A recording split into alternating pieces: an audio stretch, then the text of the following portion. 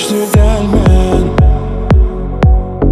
Unutlar yani ilki sevip yaşap bilemem ben. Umutlar yani sensiz köyüp sana mensiz azap mı? Yüreğim kızsan yok mu?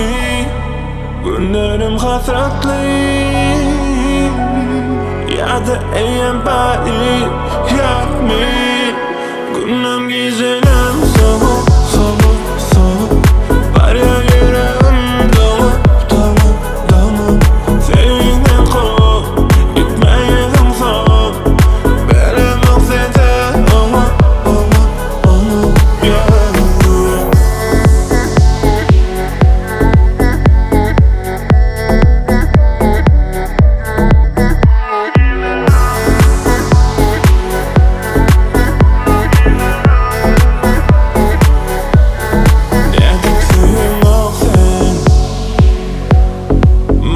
Sözleri söyleyen deyip nedip köyün alsın.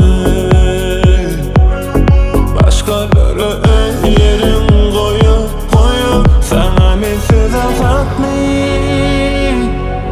Yüreğim kızsan yok mu? Günlerim hasretli ya da eğen bari yok mu?